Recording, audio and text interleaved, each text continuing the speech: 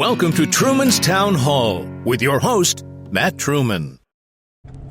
Hello, this is Matt Truman. Thank you for downloading this episode. Thank you for sharing with a friend. Today, again, I'm on the road doing this podcast. I'm going to get back into the studio very, very soon. I know I was going to do a Christmas podcast. It just didn't happen. Ran out of time. You know how holidays get in family. But we're back. So happy New Year. Today is January the 5th, 2022, and we're back. And I'm hoping this year is going to be a better year. Although, I don't want to sound like Mr. Glass is half empty, Mr. Doom and Gloom. I don't know. I don't know if this year is going to be any better. Not for freedom-loving people in America and around the world. I just don't know, guys. It's my belief that Operation Mockingbird 2.0 is in full effect. If you don't know what Operation Mockingbird is, I encourage you to research this a little bit. But I'll give you and we may talk about this in more detail on an in-studio podcast where I can play some different clips and show you different things from back in the day. So Operation Mockingbird, in a brief overview, is this. The intelligence agencies infiltrated, bribed, coerced, and otherwise took over the media and took over college journalists themselves. I mean, they bribed folks to print and to broadcast certain stories that the CIA wanted out there, whether it be a story about left-wing politics or a story on how they wanted the direction of the country to go. Because, let's face it, during the 60s and 50s and things, this was newspapers were the source for information and news and sometimes debate. Newspapers, books, college campuses, especially during the 60s, that was a very tumultuous or pivotal time for America, right? A lot of different things happened. So the CIA was able to bribe folks to print and to broadcast stories they wanted out there, and ways to shift narratives and shift the direction of thinking and their way. Well, in the age of the internet, you can't do that anymore.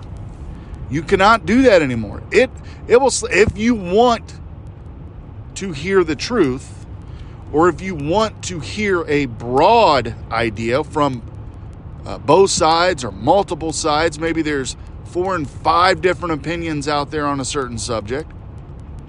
If you want to hear those things, you can find it.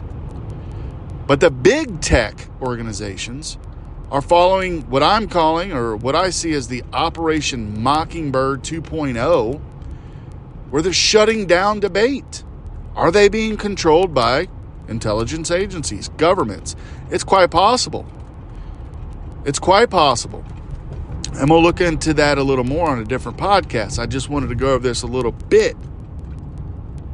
So, Joe Rogan, the biggest outlet of media now, all right? He started out selling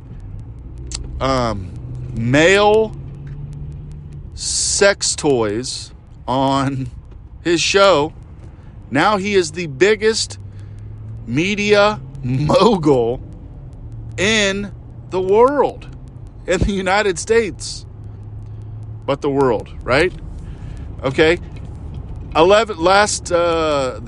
saw a post. Somebody posted. I think I put it over on Truman's Town Hall Facebook page. But somebody posted, Patrick Bet David, who has an amazing podcast as well. Go check it out.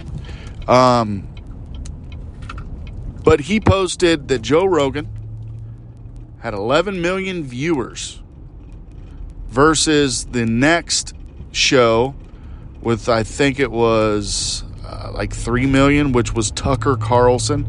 I don't know. Don't quote me on the exact numbers, but it was a very big difference. It was like 8 million views more than anyone else. And then you go down the line, and then there was CNN at 0.8 million, which is like 800,000 people. I mean, it's the CNN has just like fell off a cliff. Okay?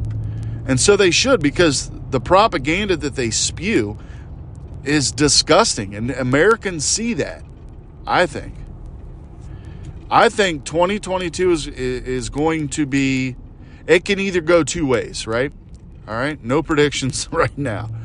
It can either go two ways. It can either go, Americans wake up, we regain our freedom in this country, we take back our freedom, we safeguard our freedom by electing, whether it's a Democrat, a Republican, an independent, I don't care who, but whoever wants to safeguard freedom in this country, I will vote for them, okay?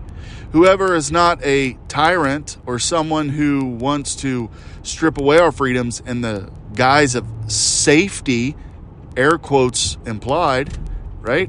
We don't need that sort of thing, folks. We don't need that in America. Why?